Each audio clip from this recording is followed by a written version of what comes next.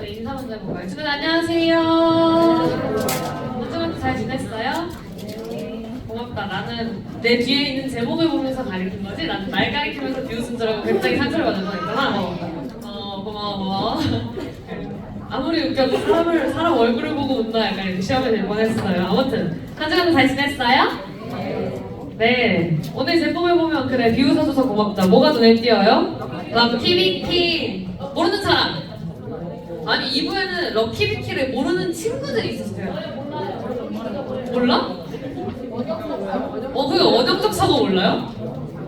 아 이걸 모르네. 고맙다. 설교를 하게 해줘서. 아무튼 럭키비키라고 유행하는 요즘 말이 있어요. 제가 설명을 좀 해줄게요. 아이브 장원영 알죠? 네. 모르는 사람들 장원영이라고 그러니까 요즘 세대의 김태희가 있어요. 대명사. 그러니까 이쁜 친구의 대명사가 장원영이에요. 요즘은. 그러니까 반반 받지 않는다. 왜냐면 나 장원영 좋아하거든. 장원영이 요즘 그 4세대 아이돌의 탑급이다. 키도 크고 인성도 좋고 뭐 이렇게 예쁘다라는 그래서 장원영 하면 예쁜 애라는 그 대명사인 친구가 있거든요. 근데 그 친구가 요즘 뭘로 유명해졌냐면 그 친구의 마인드가 굉장히 초긍정적 마인드예요. 그러니까 약간 저희가 옛날부터 배웠잖아요. 이렇게 우리 물병에 물이 반 정도가 있으면 긍정적 사고를 가진 사람은 와 우리 컵에 물이 반이나 있네. 긍정적 사고. 부정적 사고를 가진 사람은 뭐야 컵에 물이 반밖에 없네 라고 하잖아요. 이게 우리가 통상적으로 알고 있던 긍정적 사고와 부정적 사고였는데 장원영은 만약에 이런 물을 봤을 때 뭐라고 이야기를 하냐? 와 마침 물이 반 정도 마시고 싶었는데 딱 물이 반이나 있다니 완전 역시 나는 운이죠. 완전 럭키비키잖아 라고 이야기를 한다는 거죠. 그러니까 비키가 장원영의 영어 이름이래요. 그러니까 만약에 내가 이 말을 한다면 와 완전 럭키 하경이잖아 라고 하는 거랑 비슷한 건데 럭키비키가 너무 라임이 좋은 거야. 그래서 다들 와 럭키비키잖아 라고 이야기를 하면서 유행이 되기 시작한 유행어입니다. 오늘 이거 오타 아니에요? 원래 밈이 잔이에요. 잔앙으로 끝나는데 그러기엔 좀 너무 애교 부리는 것 같잖아. 그래서 그냥 뺐어요. 잔아 이건데 이제 럭키비키라는 말이 이제 유행을 하기 시작했는데 다른 예시는 이런 거죠. 스콘 맛집에 가서 스콘을 사려고 들어갔는데 내 눈앞에서 스콘이 딱 끊긴 거야. 딱 한 개만 더 있었으면 내가 살 수 있어. 그럼 우리는 뭐라고 얘기해요? 10분을 더 기다려야 되는 거야. 스콘 새로운 걸 받으려고. 근데 우리는 끝이 그럼 서지처럼 3번만 일찍 올걸.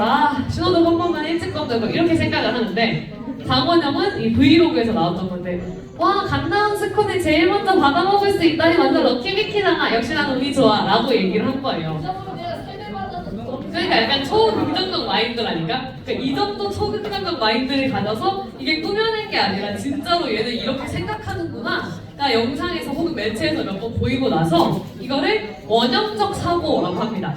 장원형적 사고인 거죠. 원형적 사고, 초긍정적 마인드, 럭키비키잖아 라고 하면서 이게 유행이 됐어요. 근데 원형적 사고가 유행을 하면서 비슷한 사람들의 명언이 함께 떠오르면서 땡땡적 사고가 유행하기 시작하거든요. 예를 들면 손흥민이 옛날에 그 축구를 하다가 잔디가 안 좋아? 좋다고 생각해 라고 얘기한 게 있었거든요. 그래서 이게 흥민적 사고로 보고 기분이 안 좋아? 좋다고 생각해 약간 이런 식으로 밈이 이렇게 되고 있어요. 그래서 이게 새롭게 땡땡적 사고가 요즘 사람들의 옛날에 MBTI가 너 MBTI 뭐야? 나 뭐 ENTP야 하고 날 소개한 것처럼 땡땡적 사고라는 말로 이 사람이 어떤 마인드를 가지고 있고 어떤 생각을 가지고 있고가 설명이 되기 시작했다는 거죠. 그래서 이제 원형적 사고, 뭐 흥민적 사고, 뭐 여러 가지 사고들이 있는데 재밌게 넘어갈 수 있지만 재밌게만 넘어가면 좀 아쉽잖아요. 그래서 저도 성경 인물들 중에서 성경 인물 한 명씩을 꼽아서 시리즈처럼 땡땡적 사고 시리즈를 한번 진행을 해보자 라는 마음으로 2주 동안 계속 인물을 찾고 있었거든요. 이거 누구로 시작하냐 하면서 고민을 하고 있었는데 마침 오늘이 공과데이예요 여러분. 공과데이 뭔지 알아요? 그쵸 당연하죠. 왜냐하면 오늘 시작하는 거니까. 저도 저번 주 목요일 정도에 알았습니다. 이번 주였구나. 저희가 공과책이 있대요. 우리가 유치랑 유년까지는 그 총회에서 나오는 그 그림 막 반짝반짝 이런 공과책이 있는데 저기 그렇죠. 부감이 한 번만 손들어주세요. 그렇죠. 이 공과책이 작년에 너네를 위해서 만들었대. 이 공과책을. 그래서 이 노란색 공과책이 있는데 안 쓰는 게 너무 아쉽다라는 평가가 있어서 오늘부터 한 달에 한 번 설교는 짧게 공과는 길게 해서 오늘 설교 진짜 짧은 것 같아요. 설교 짧게 공과책에 나오는 주제로 선생님들과 함께 공과를 나눌 건데 오늘 주제가 구원 1이랑 죄예요. 두 개의 카테고리를 나눌 거예요. 그치? 근데 그걸 그래서 하나로 묶기에 오늘 제가 설교를 준비를 했어요. 어떤 인물로 할까 고민을 하다가 추천도 많이 받았고 고민도 많이 했고 오늘 공과 죄랑 구원도 있고 해서 성경에 처음 나오는 인간 아담에 대해서 이야기를 나눠보고자 합니다. 오늘은 아담적 사고입니다. 아담이 누군지 알죠? 누구예요? 몰라요? 오 맞아 근데 부러뜨리진 않았어. 아무튼 아담 하나님이 태초에 천지를 창조하실 때 이 온 세상을 만드실 때 사람도 만드셨잖아요. 근데 그때 만든 첫 번째 사람이 바로 아담이에요. 아담은 남자야. 그러면 아담의 짝꿍은 누굴까? 하와예요. 그래서 이브라고도 얘기하고 하와라고도 얘기하는데 그건 언어의 차이예요. 히브리어냐 헬라어를 읽냐 이 정도의 차이이기 때문에 똑같은 사람입니다. 아담과 하와인데 어떻게 만들어졌냐? 아담이 혼자 있는 걸 보고 하나님께서 야 혼자 있는 게 좀 외로워 보이니까 내가 짝을 만들어줄게 하고 아까 서준이가 말한 것처럼 아담의 갈비뼈를 하나 떼서 그 갈비뼈에 흙으로 살을 붙이고 해서 만들어진 게 하와입니다. 그러니까 결론적으로 하나님께서 이 세상을 만드실 때 가장 먼저 만든 사람이 아담이라는 거죠. 근데 하나님께서 이 두 사람을 만들고 한 가지 약속을 하세요. 에덴 동산에서 살고 있던 아담과 하와에게 하나님이 가셔서 약속을 하나 하세요. 너네가 이 동산 안에 있는 모든 나무의 열매를 먹을 수 있지만 열매도 식물도 먹을 수 있지만 딱 하나 동산 중앙에 있는 선악을 알게 하는 나무라는 나무가 있는데 그 나무의 열매는 먹으면 안 돼! 라고 이야기를 해요. 그치 그게 뭐예요? 라는 의미 들 수 있어. 그냥 나무 이름이 선악을 알게 하는 나무인 거예요. 사과나무 이런 것처럼 선악을 알게 되는 거지. 그래서 우리가 이걸 뭐라고 한다? 선악과라고 한다. 선악과 다들 알잖아요. 그래서 선악과가 있었는데 하나님이 사람들한테 그 아담과 하와한테 가서 야 다 먹어도 되는데 요 선악과만 먹지 마 라고 이야기를 했어요. 아담과 하와는 네 알겠습니다 했고 하나님과 첫 번째 약속을 한 거죠. 먹지 않겠다.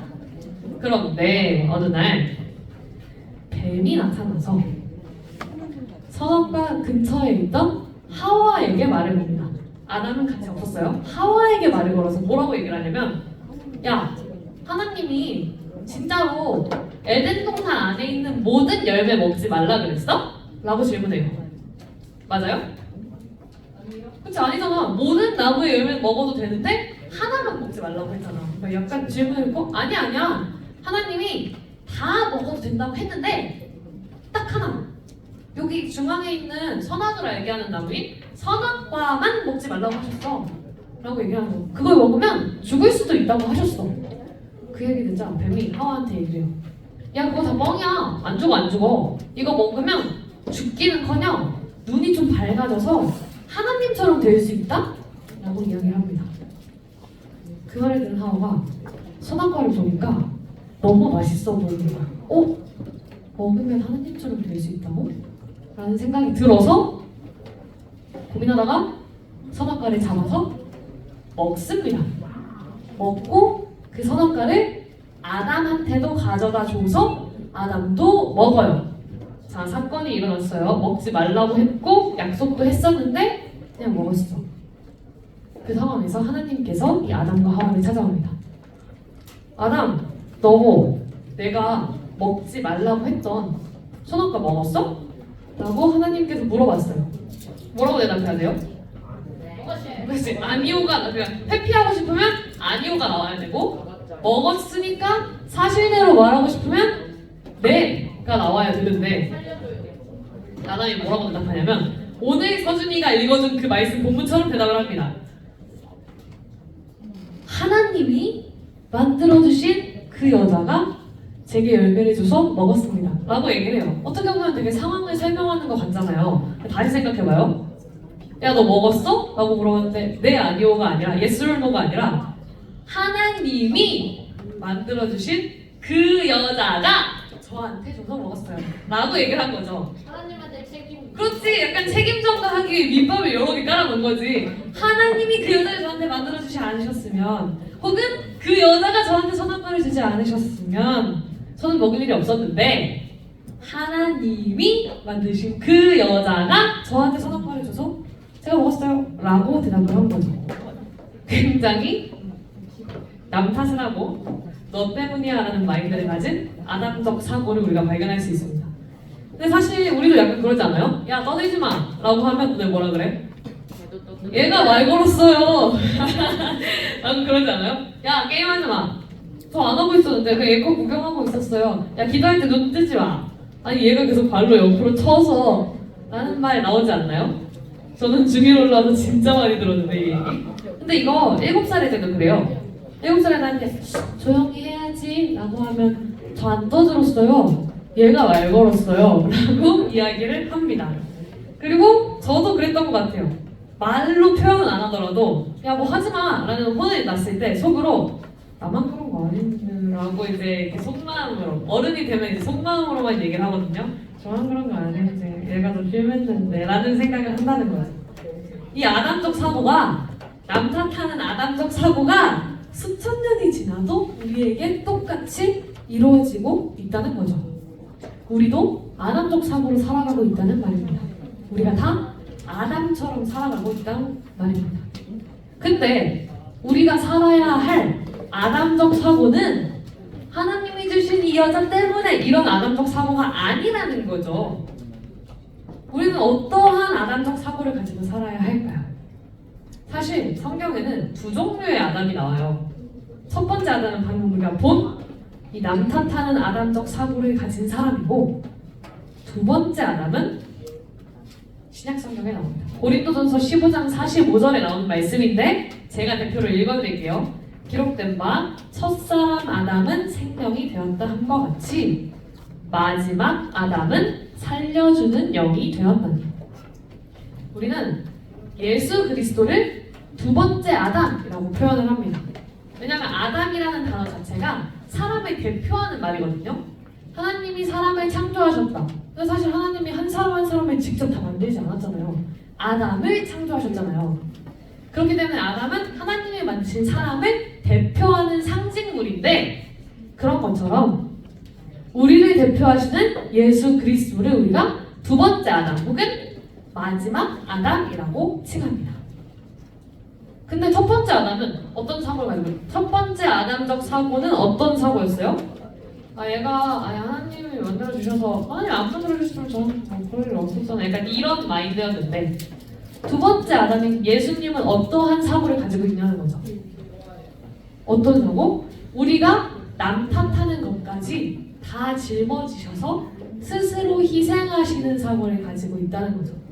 자기가 잘못한 게 하나도 없는데 우리 때문에 십자가를 지시는, 우리의 그 남 탓하는 사고까지 다 짊어지셔서 스스로 자신을 죽이시는 사고를 가지고 있다는 겁니다. 아니지, 남의 잘못까지 책임지시는 예수님의 사랑인 거죠. 우리는 사실 내가 가지고 있는, 내가 책임져야 될 것조차 다른 사람한테 넘기는데, 예수님은 우리가 넘긴 그 책임조차 품으셔서 스스로를 희생하시고 사랑을 보여주셨다는 겁니다. 첫째 아담, 그러니까 우리들, 맨날 우리가 하는 그 행동들 때문에 이 세상에 죄가 들어오고 하나님과의 연결이 끊어지고 우리가 죽음에 다다르게 되었는데, 두 번째 아담이신 예수 그리스도의 아담적 사고 덕분에 우리가 구원을 받게 되고 다시 하나님과 연결이 될 수 있었다는 것이죠. 죄는 이런 것이고 구원은 이런 겁니다. 오늘 국과대회에 나와서 함께 이제 이야기를 할 죄와 구원이 이러한 것이라는 거죠. 아담적 사고 때문에 끊어진, 회복할 수 없는 큰 벽이 생겨버린 하나님과 우리 사이를 예수 그리스도의 아담적 사고 덕분에 회복되고 구원을 받을 수 있게 된 사고. 제가 오늘 일찍 끝낸다고 얘기했죠. 그래서 말이 좀 빨랐어요. 이제 끝낼 거예요. 공과대이니까 공과대이로 선생님들과 함께 즐거운 죄와 구원에 대해서 나누어야 하니까 일찍 끝낼 건데 우리 사랑하는 친구들이 꼭 기억하기를 소망합니다. 내가 가지고 있던 그 아담적 사고 때문에 우리가 죽을 수밖에 없었지만 예수 그리스도의 아담적 사고 덕분에 구원을 받게 되었다는 것을 우리가 살아가야 할 아담적 사고는 무엇이다? 사랑하고 희생하고 나를 내려놓는 예수 그리스도의 아담적 사고로 살아가야 한다는 것을 기억하며 나아가는 그리고 그렇게 살아가는 우리 친구들 되기를 축복합니다. 우리 함께 찬양하겠습니다. 미라를 찬양하겠습니다.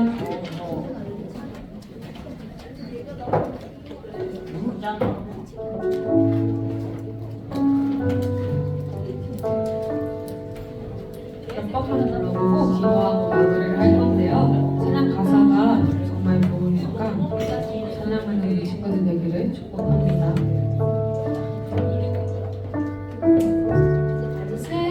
세상을 구원하기 위해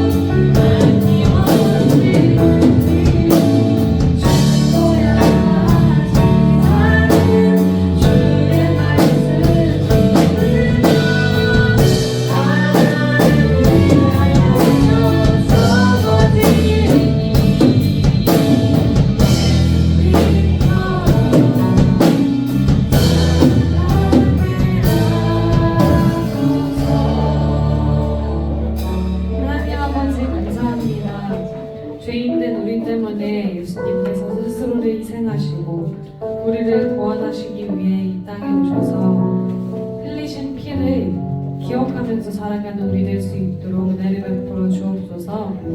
여태 살아온 것처럼 주님 남을 탓하고 하나님을 탓하고 나의 죄가 아닌 것처럼 회피하던 나의 아담적 사고를 예수 그리스도의 아담적 사고로 바꾸어 살아가는 우리 될 수 있도록 은혜를 베풀어 주옵소서. 생명이 또 다른 생명을 낳는다는 것을, 사랑이 또 다른 사랑을 낳는다는 것을, 그 사랑이 이 세상을 구원한다는 것을 믿으며 나아가며 예수님께서 하신 것처럼 나 자신을 희생하고 나 자신을 갖추고 나 자신을 죽이는 그러한 삶 살 수 있도록 은혜를 베풀어 주옵소서. 예수님처럼 살아가는 우리 되기를 소망합니다. 그러한 우리 친구들 되기를 소망합니다. 사랑이 많으신 예수님의 이름으로 기도합니다. 함께 내 사랑을 드립니다. 찬양하시면서 하나님께 번원 드리도록 하겠습니다.